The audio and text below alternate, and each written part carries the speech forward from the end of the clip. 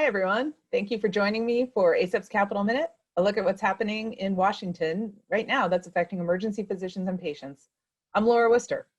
For the next 30 minutes, I'm going to give you an update of what's happening in our nation's capital, and then we'll open it up for questions. You can submit them at any time during my update by using the Q&A feature at the bottom of your screen in Zoom, and then I'll answer them live when I'm done.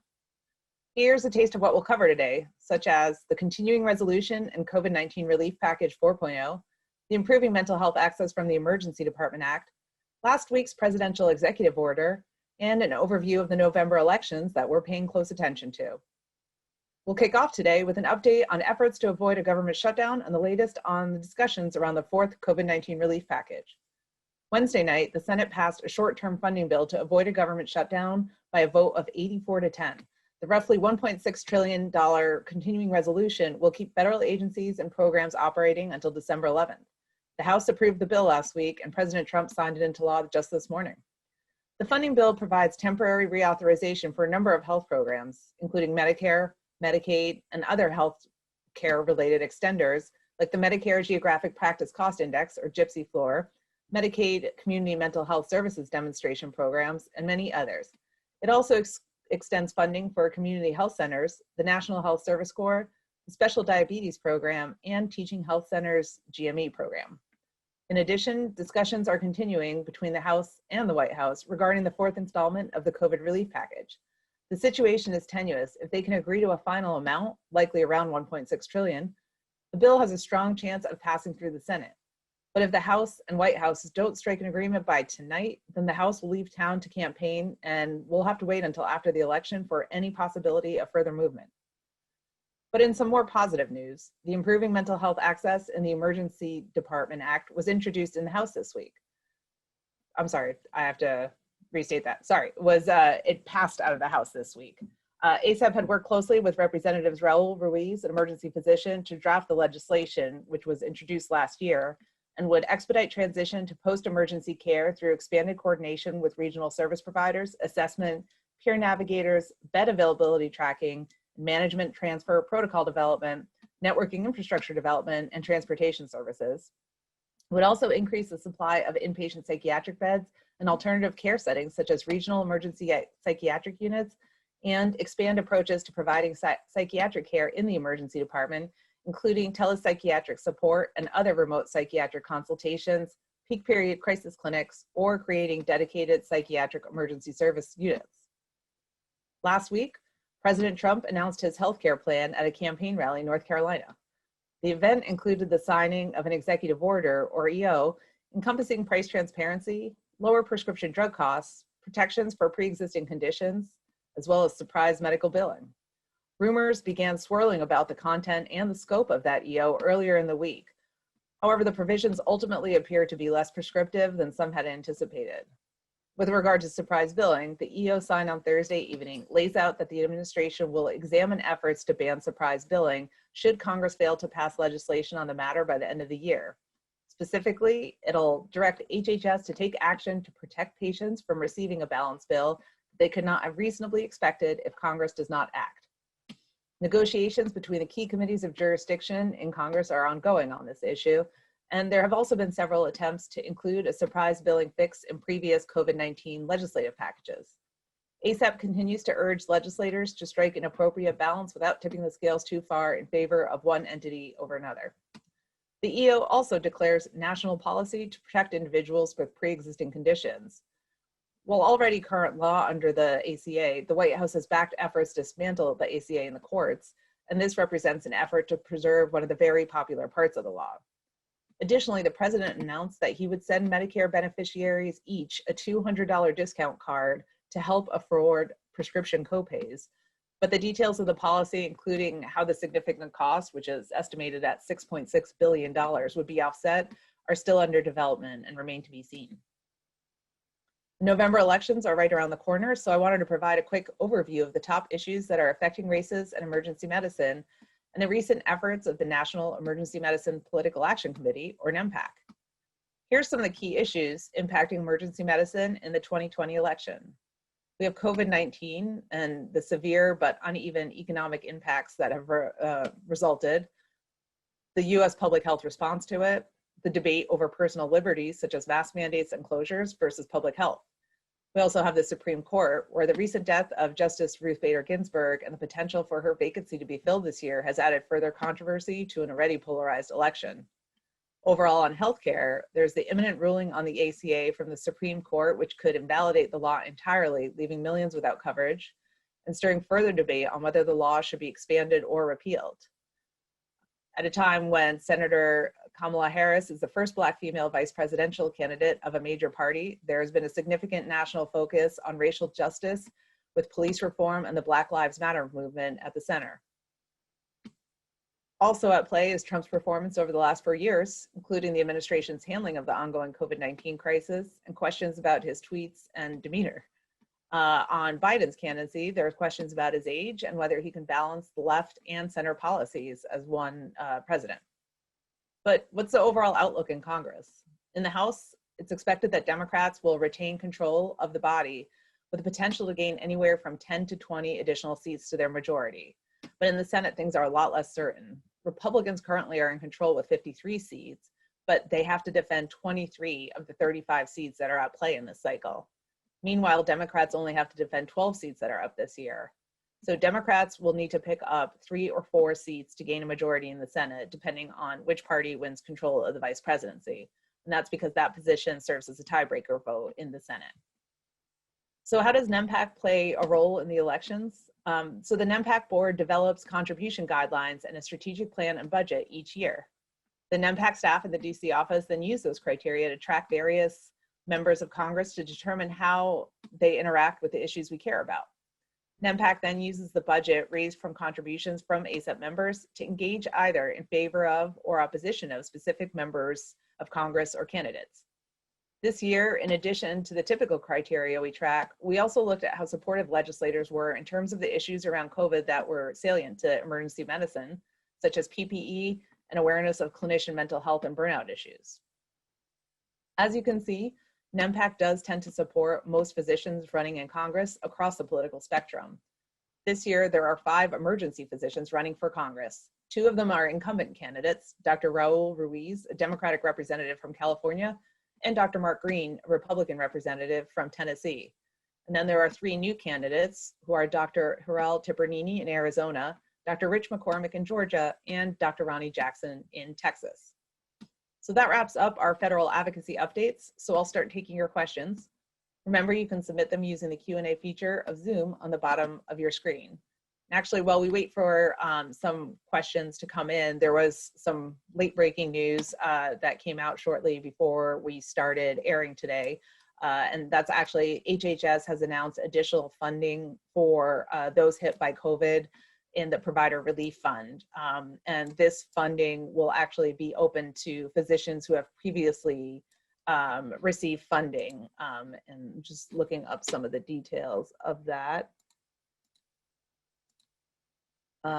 So it'll be $20 billion of additional funding. And what they'll do is first ensure that everyone received their full share in the previous distribution, which should be 2% of the total revenue of that provider from 2018. And then whatever's left after that, they'll calculate, HHS will calculate an add-on payment that takes into account change in operating revenues from patient care, changes in operating expenses, and payments already received from Provider Relief Fund. So basically, because this is an add-on payment, they'll need to figure out who's applying first before they can say how much each person will get. But they are definitely, as a result of that, encouraging people to apply early, which is why I wanted to mention it today.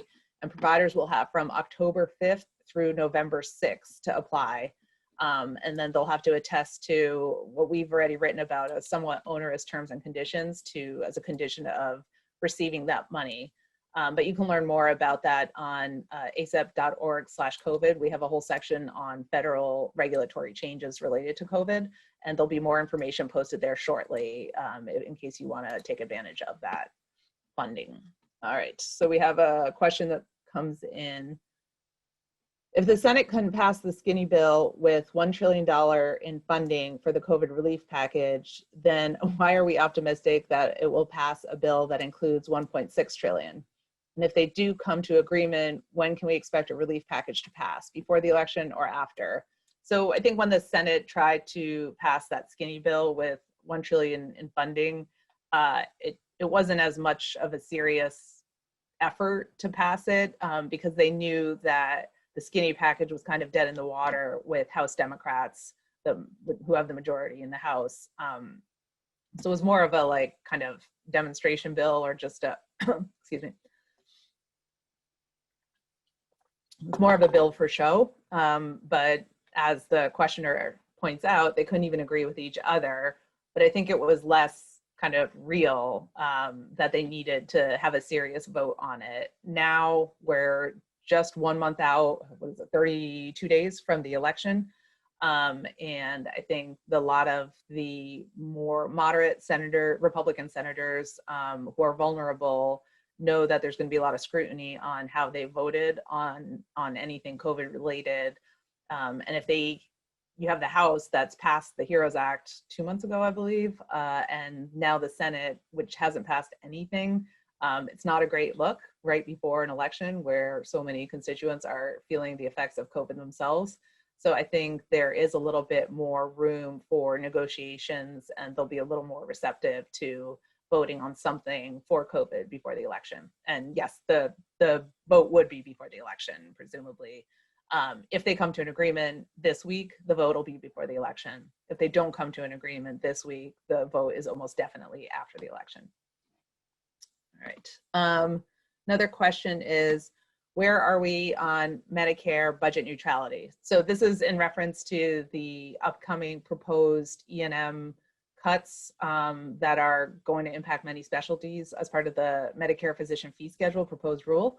And emergency medicine will have a 6% net cut as part of that. Unfortunately, other specialties are facing even more. And so those cuts are because last year primary care was given a bump in their rates, which go into effect this year. And because the physician fee schedule operates in a budget neutral way, in order for them to get those cuts, those raises, somebody has to get cut. And so it's basically an across the board cut for all the other specialties. So we've been advocating heavily to both HHS and to Congress about how dire a situation this is going to be, on top of the loss of revenues that so many have already faced because of COVID in emergency physician groups. And there's been a lot of effort. You may have seen some of our grassroots alerts that we sent out asking you to contact your member of Congress on this issue. So we've done a really good job of raising awareness. Members of Congress are very aware of it. We continue to emphasize to leadership that they need to do something on this. The kind of tricky part is, what can they do? Congress is a little bit hesitant to kind of pick winners and losers. So they're worried that they'll have to like choose between specialties or give primary care less of a positive update that they were expecting in order to kind of soften some of these reductions. There's different ways of getting rid of that budget neutrality, whether it's for a year, 2 years, forever, but those are pretty expensive from a congressional legislative perspective. So, most bills have a score, and they try to have pay-fors for those. So if they want to do budget neutrality, it could cost in the billions. So just a straight bill that gets rid of budget neutrality on these physician fee schedule cuts isn't quite so straightforward either. So there's a number of options on the table, and we've been weighing in on each of them.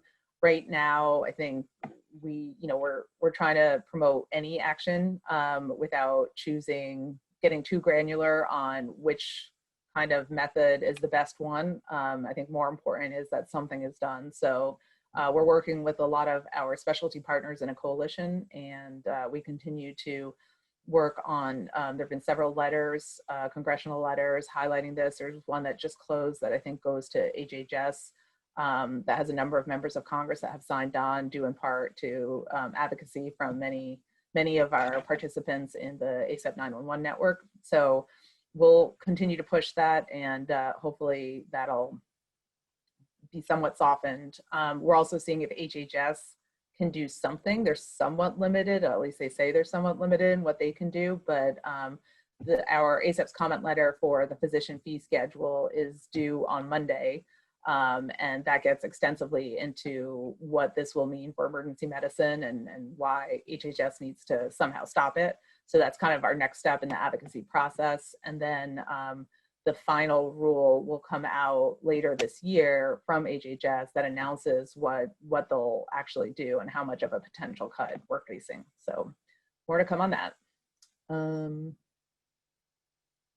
Okay, there's a question is, I remember hearing about the improving mental health access from the ED bill before. Is this the same legislation that was introduced in 2019?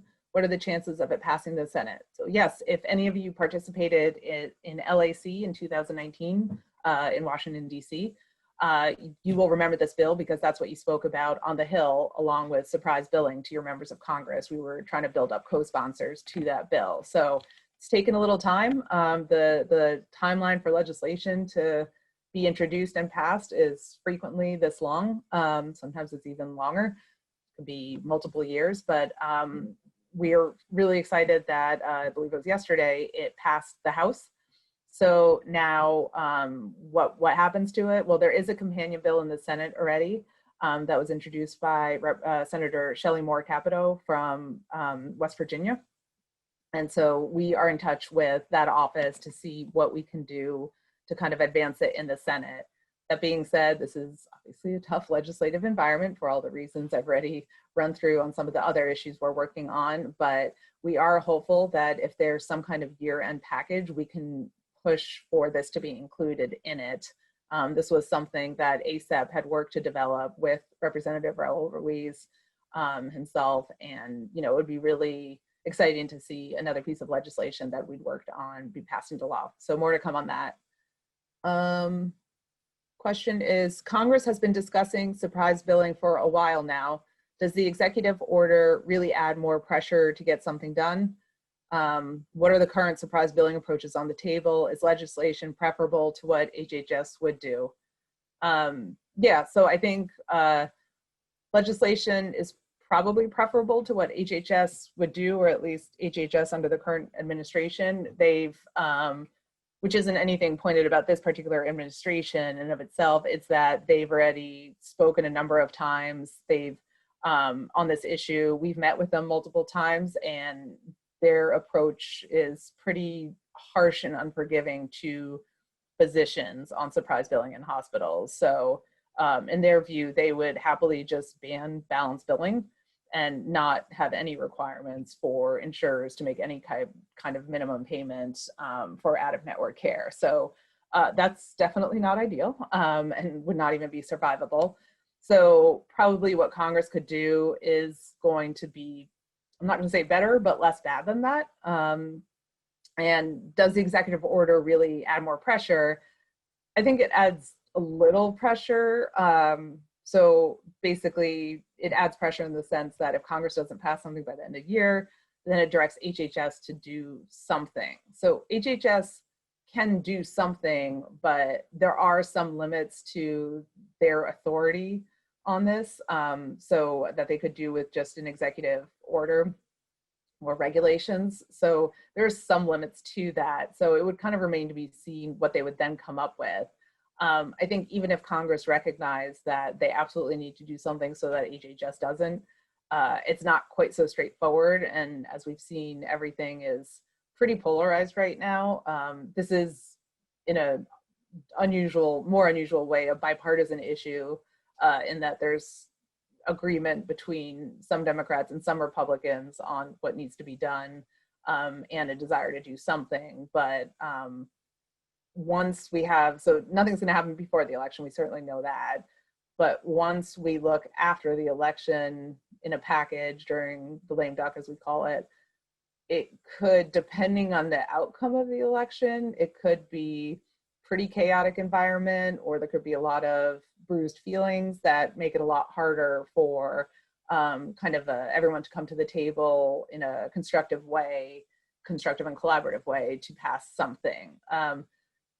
everybody sort of knows where everyone is on this issue. We've been talking about it for over 2 years now, but I think there's little changes along the way that could happen.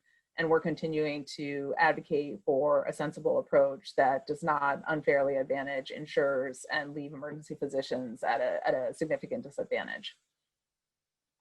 All right, seeing if there's any other questions. Okay. Question is, does NEMPAC always or almost always support physician candidates for Congress? I think most of the time we do. It's not an automatic by any means. We vet candidates. We have a candidate questionnaire that the NEMPAC board helps put together each cycle, and candidates have to respond to that. So just because you're a physician doesn't mean your positions align with NEMPAC and that NEMPAC will automatically support you. There's definitely some scrutiny that will go to a candidate regardless of if they're a physician or not before NEMPAC decides whether to support them. And you can actually take a look at more details. And here we go. Here's a question that says, is there a list of all the candidates that ACEP supports? And yes, if you're an ACEP member, you can go to emergencyphysicianspac.org. So again, that's emergency physicians with plural, pac.org. And you'll see a lot of information on candidates NEMPAC is supporting, a little bit more about kind of the past history of NEMPAC, how to contribute to NEMPAC, which is definitely very important. Having NEMPAC as sort of the backing of our advocacy in DC is a huge, huge plus. It's a really big help. It gets us a lot of access to additional face time with members of Congress. And so it's been really, really helpful. So that's kind of where you can see more about that. So we definitely encourage you to go check that out. You'll also be able to, there's a link on emergencyphysicianspac.org to ACEP's Voter Resource Center, and that you can access whether you're an ACEP member or not. And that just has nonpartisan, unbiased information on the elections. You can put in your zip code or your address and find out whether or not you can still register to vote if there's still time, whether you can get an absentee or mail-in ballot. So that's a really helpful resource that we encourage you to check out. And we have another question, might be the last one, just checking the time. If the election results are delayed, what are the ramifications on passing some of our priority legislation? That is a good question. Certainly this would be, I think, a newer situation. Obviously, when we had the Gore versus Bush issue, that was delayed in the sense of a final decision, but what was delayed was only the presidential outcome. Given with COVID and what's happened, especially with potentially that could happen with mail-in ballots being delayed, this could impact congressional races too, any delays. So certainly a delay in congressional races would mean a delay in the lame duck of any action. That being said, that continuing resolution to keep the government from shutting down that passed last night, that expires December 10th. So presumably we'd have election results by then, and Congress would absolutely have to pass something before then. They could do just another short-term continuing resolution, certainly, but it is an opportunity for them to do their bigger lame duck priorities, end of year stuff, everything that everyone's been delaying, potentially even all the COVID 4.0, if that kind of slips past this week.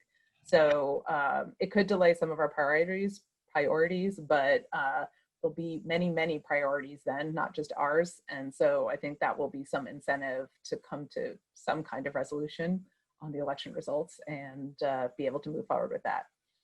So, okay, now we do have one last question. Is it too late to influence the outcome of the elections? What's the best way to get involved? That's a great question. Absolutely, it's not too late to influence the outcome of the elections. They haven't happened yet, and there's still a month out.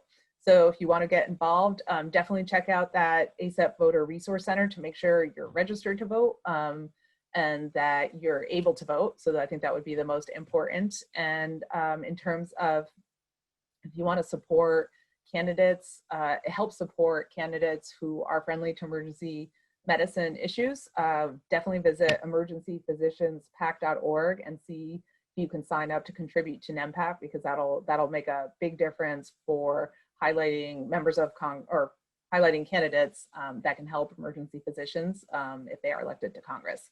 So definitely check that out, and we will have one more Capitol Minute before the election. Just looking ahead to the next time we'll be doing this. And so we'll give an update on where things stand, and we'll keep an eye out till then. So thank you, everyone, and we'll see you in a couple weeks.